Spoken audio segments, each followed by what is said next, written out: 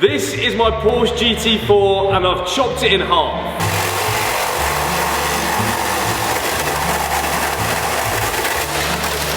But I promise there's good reason. And I know this might look dramatic, but it's what this car needed. Now unfortunately we had no choice but to do this because this car had severe damage to the front end after hitting a lamppost and damaged the structure and the tub. So we're now in the process of fixing it, but unfortunately you can't make an omelette without breaking a few eggs. These are the eggs. So in the last video we got everything on the front end of this car stripped down and also the interior as well, because all of that stuff has got to get out of the way so we can weld on the new front piece. But now we've got to get it ready for the new structural repair and front end, meaning there's a lot of cleanup, a lot of drilling and a lot of graft to get it to that point. So I don't really know what I'm doing, so where do we start? Let's get the cutter out again. Okay. We're going to drill out all the spot welds and all the rivets that attach the tub to the chassis to the front panel we're putting back on. Which ones are we drilling out? These ones here. Every single one? Every single one of them, all the way along. I should be here for a few hours. A few hours.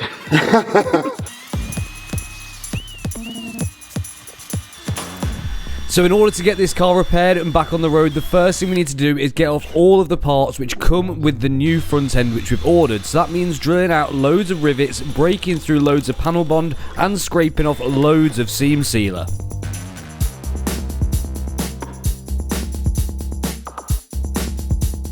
So now, before we can do any more on this car, we really need the new piece here. I've ordered it, it cost me a lot of money. £10,000 plus VAT, so it's £12,000 for the new complete structural front end part, which, yes, it's a lot, but I think it's the right way of doing this. If I do it any other way, it's not gonna be as good quality or as durable a repair, so well worth spending the money. So, we can't really do anything until that's here.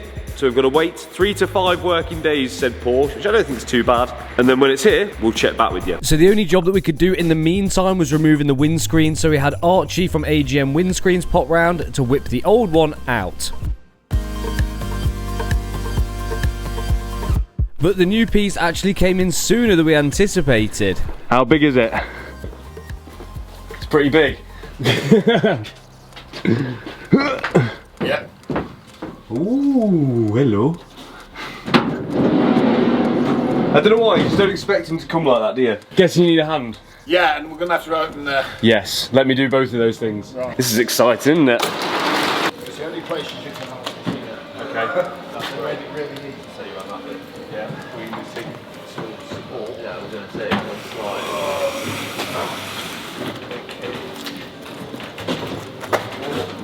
Don't worry about that.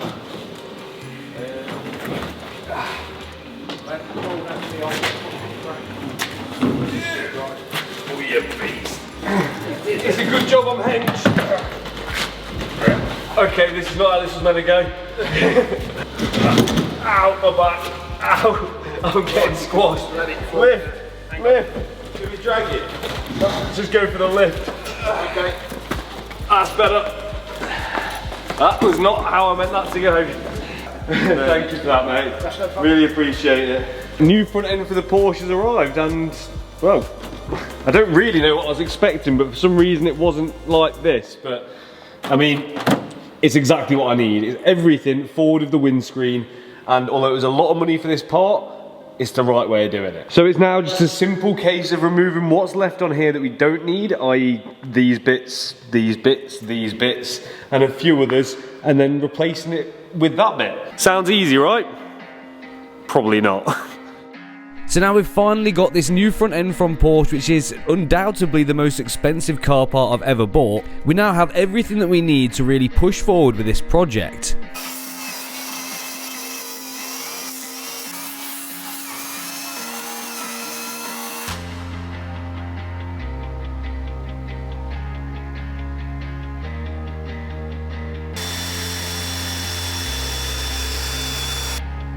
Now, as I mentioned in the last video, I've actually gone on holiday for a week for my friend's wedding, meaning that whilst I'm soaking in the sun in Pathos, enjoying my sea view room and making out with a tree, the boys are hard at work at the unit, getting these panels removed ready for that new front end when I come back.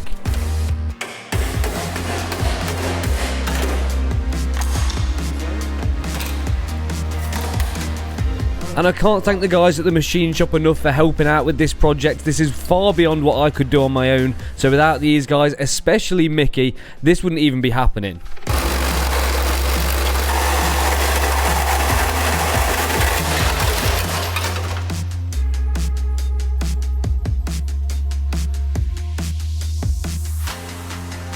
So after hours and hours of chiseling, cutting and drilling out rivets and spot welds, we were finally making some progress, even if it did mean ruining a few drill bits on the way. Right, I'm back. You've been making some good progress, haven't you? We've been getting there, yeah. It's looking good. Loads and loads of rivets. Well, I think we're not a million miles away now from doing a first test fit, are we? No, by the end of today we should be able to get the old tub pre-fitted. Nice. See how she looks. Then it's a case of getting some parts from Porsche. You need to want some rivets, some bonding stuff. Yep. Do some cleaning up, ready for some welding. Yep. Smash it on, then test drive. Yeah. Straight away. Round the track. So this side's completely ready, is that right? Yep, that's all ready to go. This side, we've got to replicate what we've done on that side. Yep, a little bit left to go. You can do some drilling today. I'm absolutely all over. I'm buzzing to get back to work. Yeah. So we've got all of this to get off here. Yep. We've got, what else is there? Underneath. Underneath here, yeah, that. And remove this bit, because there's rivets underneath there as well. Yeah, okay, nice. That doesn't sound too bad. No. Definitely not. It's definitely worse than I think. I know it's been some real graft, hasn't it? It's been a few days graft, yeah. It's Yeah. just so many rivets. There must be in excess of 150 rivets. Nice. Now, obviously, the aim of this project is to try and get this car back on the road, and it's going to be a big challenge. And I'm sure at the end of it, we're going to have some problems which we need to try and work through to get this car working as it should be. But at the moment, it's pointless trying to read the codes on the Porsche because, well, it's missing a lot of bits. But I can show you exactly how we're going to do it when we come round to it on my X3M. And it couldn't be much easier when using OBD11. All we're going to do is pop the handy pocket-sized device into the car's OBD2 port, like that, and then fire up the app. Now, OBD11 has loads of powerful features for BMWs, Minis, all VAG Group cars, Rolls-Royce, and Toyota and Lexus. And with these cars, you've got full dealership level diagnostics, but with any car fitted with an OBD2 port, you've also got access to basic diagnostics as well. So with one touch, you can easily read all the fault codes which might be stored on your car. And on top of that, for all of those cars listed, you've also got access to OBD11's one-touch applications. This means that you can turn on cool individual features on your car which you may not have been able to do before. Now, one which we can do on this car is the Bauer & Wilkins audio menu, so let's turn that on and have a look. Done. And now on the iDrive screen, we can see Bowers & Wilkins sound. And with that also comes all of these sound profiles as well, so you can pick exactly how you want to listen to your music. So if you want to grab yourself an OBD11 device and take over diagnostics and also turn on cool features on your car, make sure to go to the link in the description and use discount code SLIX20. This is the biggest discount you can get on one of these devices. It's going to save you a nice chunk of cash. Thanks OBD11 for sponsoring this video. Let's get back to the Porsche. Let's get going. Let's do it.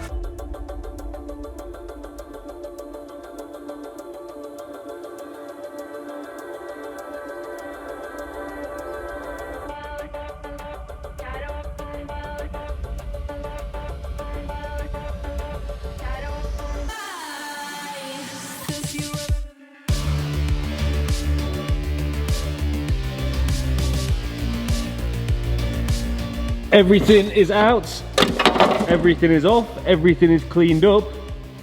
I think we're ready to rock, aren't we? We're ready for a test fit. Let's get her on.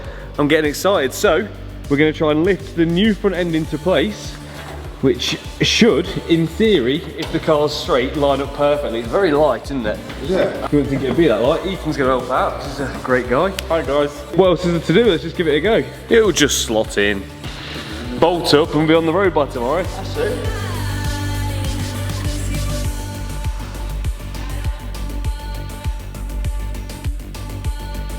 So we're now on the first test fit of the new front end on the GT4, and to get it on we have to hook it up and into the cabin, and then we can push it down and into place on the front end.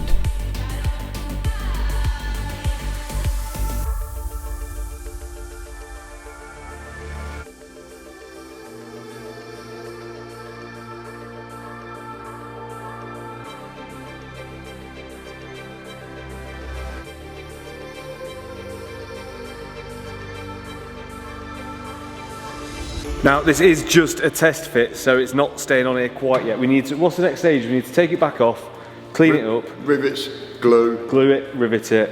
And then Bob from the machine shop come in. Weld her up. Stronger than it was. And then paint her up and start getting it back together. Can see the light at the end of the tunnel now. We got a bit of, 1 sec. There we go. That's better. Oh yeah. So while the front end is mocked up and in place, we're going to mark out exactly where we need to clean up, where it's going to need to be welded, because if we don't do this now, we'll never know where to clean.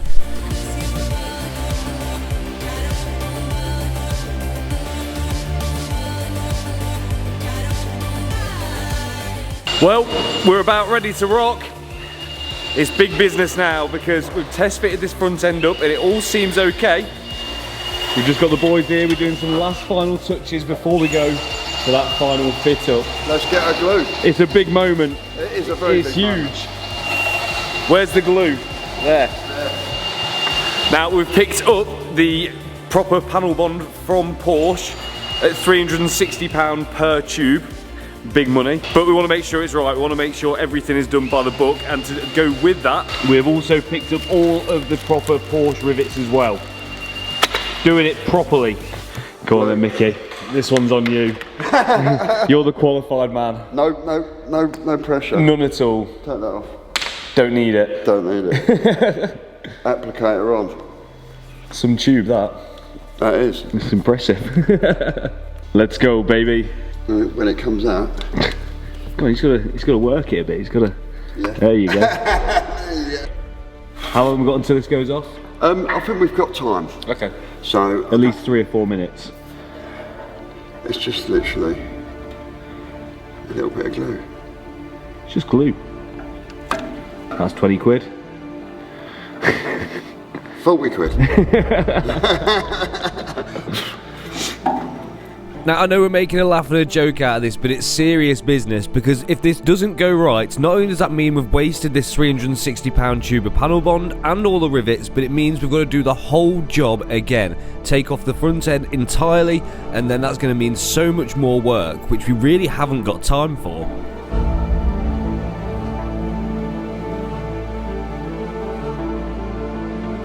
And I think once that reality had sunk in, the mood really changed. And the other thing is, we couldn't afford to be wasteful with the glue because we only had 1 tube, which is all that it calls for on the job sheet. But if we've used too much, that means that we're going to run out of this 1 tube which I bought.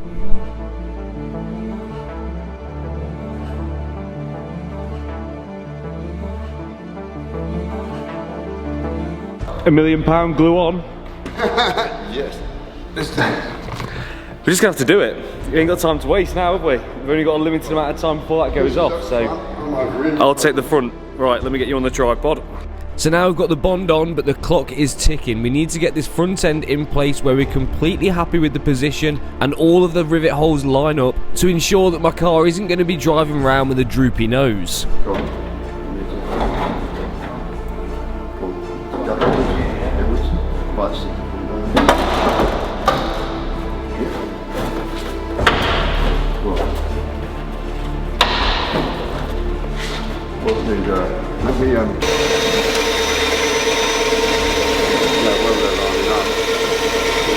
The rivet holes. Looking good, yeah? Looking brilliant. And now we're close, but not quite where we need to be. So with a few taps with a persuading hammer,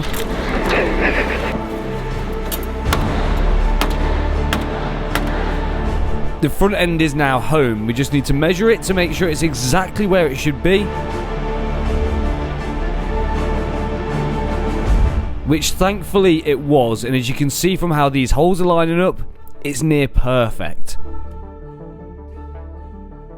Right, here's a bit I can do. I've just picked up this new rivet gun from the guys at SGS. This looks like a beast, doesn't it? This one's here. Lovely. Right, this one. Load me up. Where are we going? That side? Yep. To make sure that the 2 thin pieces of metal which we're riveting together are as close as they can be, we're nutting and bolting every other hole and then putting the rivets in, taking the nuts and bolts out and then putting the rivets in the empty holes there. That way we know it's going to be pulled together as it should be. Right, first few rivets are in and it's all going pretty well, looking pretty sensual. That's sensual, not actual. Central. Yeah, sensual. Because, as you can see here, these two 6mm holes there line up absolutely perfectly with the under part of the tub. Yeah. Which is really good because then we know that the tub is exactly as far back as it needs to come. Okay. And then we can start manipulating these parts down. When we took the old thing, like this is going to need to be moved down. Slowly rivet, slowly rivet. We have been putting, just as you'll see in the other footage, we'll put a nut and bolt on one of these washers to nut and bolt it down, to rivet the next one, to take it out, to nut and bolt it down, to rivet the next, to make sure that we've got the two pieces of material really butted up next to each other so that we know the rivets are going to be nice and secure. If you leave even 2 or 3mm, the rivet will not pull it in as much as you want, not like a nut and bolt. We learned this. We learned this. Yeah, it's all looking good. So which bit are we going to do next? Where are we going to go next? We're going to do the same nut and bolts the other side. Okay. Make sure that we've got two. As you can see, we've ratchet strapped in the right position as well, so it don't move. It's that continuity of care. Yeah, love that. You put real posh words on that for me. I think you meant that hole. Yeah.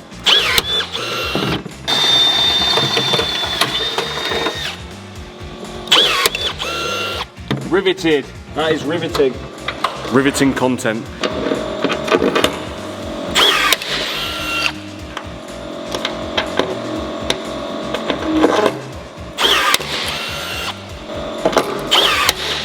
Bang!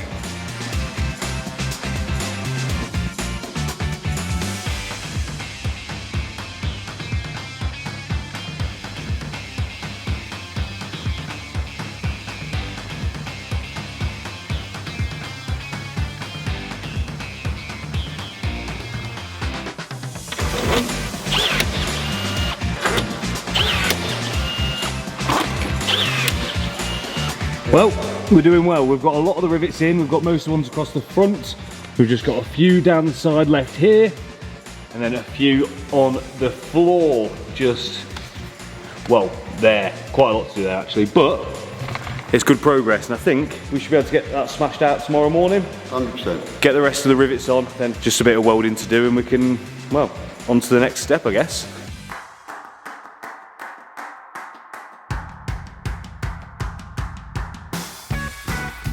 Right, Mickey's idea here, getting the floor panels bolted in. And because we've only got one drill and one rivet gun, we can't really do the same thing at the same time. So, I'm gonna look at the next step, because we do wanna paint this front end and we wanna try and do it ourselves. So, I'm gonna get sanding, gonna get scotching. I'm gonna start right at the front, I think, and slowly start to work backwards so I don't get in his way. And then that should get us ready to get this front end painted before we start reassembling it. So whilst Mickey was tackling all those bits on the interior, I was giving the front end a scotch, meaning that it is then prepped and keyed, ready for it to be painted later in this video. And now we have every other hole bolted on the floor panel, we could start sending in some of these rivets, meaning that these are the last ones to go in before we're actually done with the structural repair on this car. There we go, all the rivets are in and we are looking sweet. Now we've just got the welding to do, which means welding on this panel here, this one. We've got these to do here and anywhere else down here, and on the inside over there on both sides as well. We're just waiting for Bob to get here, and he's had a bit of an accident, so he's going to troop through with his injuries and fingers crossed get this done for us tonight so we can crack on getting this painted. And he's here, one-armed. The heavyweights. But that's going to be a true test of your skills if you can do it whilst you're semi-damaged, while you're a Cat S in repair. Your car is more important than my health. I'm glad you said it. Oh, he looks stiff. Yeah, he's always stiff. Right, let's see what you're made of then, champ. So Bob was here with a fresh injury after dislocating his shoulder, but still came through to try and help me get this car finished in good time.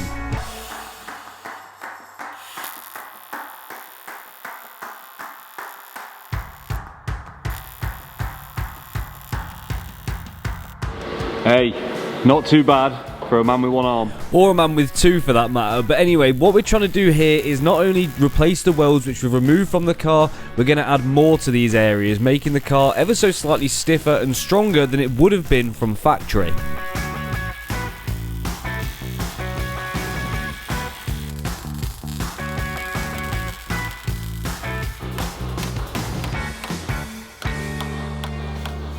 And now that all of the welds are done from the new front end to the body of the car, we can now start to replace this kind of scuttle panel which the VIN number sits on, but first we have to weld in these sections here.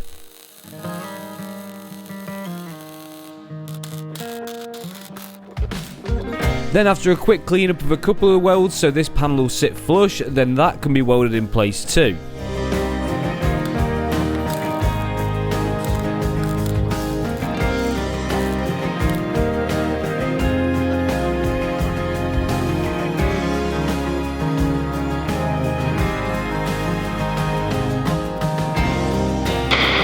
There we go, all welded, looking simply lovely. Bob? Beautiful. I can do it. There we go, mate, well done. You're a star, thanks for trooping through. Okay. And that keeps us on schedule, because now we can figure out how the hell we're going to paint this thing. And the very first step to that is knocking back some of these welds. That's because this panel here is going to be pretty visible and we want it to look as factory as we possibly can. So once we've got those grinded back, we can give it a light skim of filler.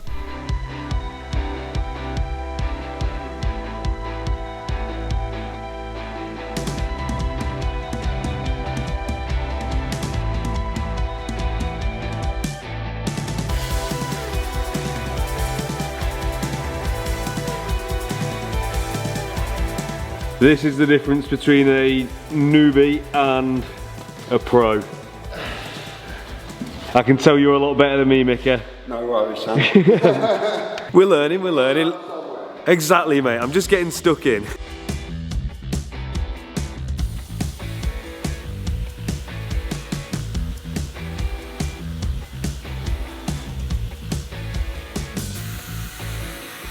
And once that was all on, we could start sanding it back with a DA and a block. Now luckily, the SGS Hoover that we've got hooks perfectly up to this DA, meaning that we can use the extraction feature on it too, keeping the dust and mess down.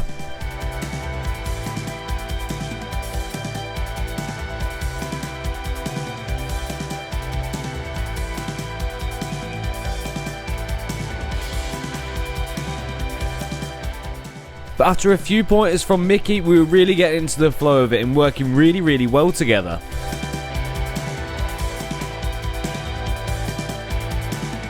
We both had exactly the same end goal for this car, getting it as close to factory as possible, so you can't even tell that the repair's been done.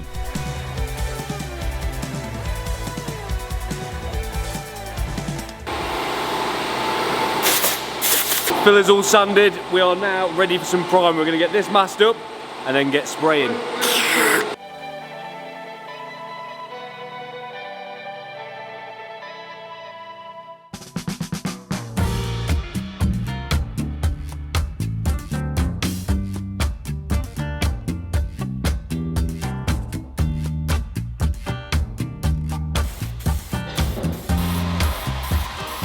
Primer's drying now.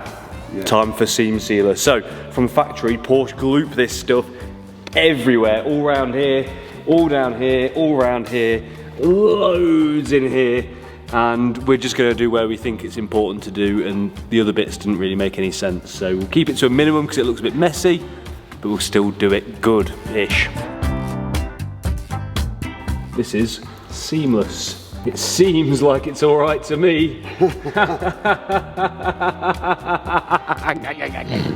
I don't know about you guys, so far I've really enjoyed this build. Not only has it taught me so much working with Mickey, and also helped me push myself even further, but it's not even dragging out either. Everything seems to be going really quickly, but now the seam sealer's on and we're ready for paint. But I don't want to be doing this in my unit because it's going to make a mess. But luckily, Pete, who rent our unit off, has just the place that we can do it, and also the tools in order to get the car there. That's one way of moving it. I think this guy will get a job at Copart. Thanks, Pete. No, to be fair, he wouldn't get a job at Copart because he didn't damage it. Oh, I can feel the lawsuit coming.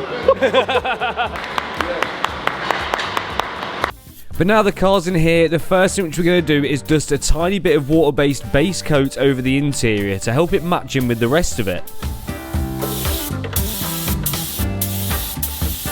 But now it's time to protect the rest of the car and also protect the unit which Pete has lent us. That's because we don't want to get paint all over the floor or over the walls or anything like that. But also we can do some final neater bits of seam sealer and we're ready to rock. Now, originally, Mickey was going to paint this, but I've painted a few things in my time, only like little bits, maybe brake calipers and stuff like that, and I feel up to the challenge. So you're going to watch over me. Yeah. I'm going to paint it. Let's go.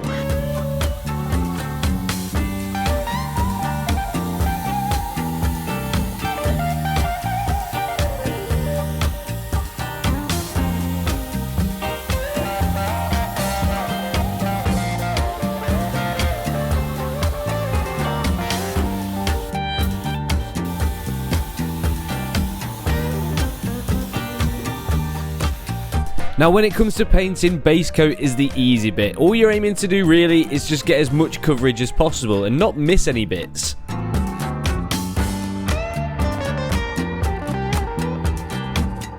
Right, we're blue and we're dry and we're ready for clear. Now if you have a look at how this is looking now, see how blue it is? Now we're trying to do this better than how Porsche did it because they painted it not aiming to get all of this as blue as it is. Let me show you.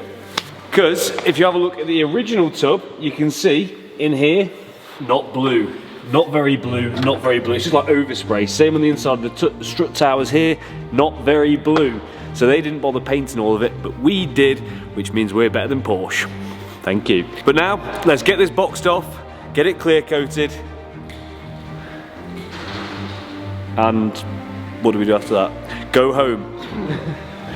Clear coat though is much more challenging because not only again are we aiming not to miss any parts, but we're trying to get a good finish too. This means getting enough clear on there to give it a nice even shiny finish, but not too much where we're going to start getting runs.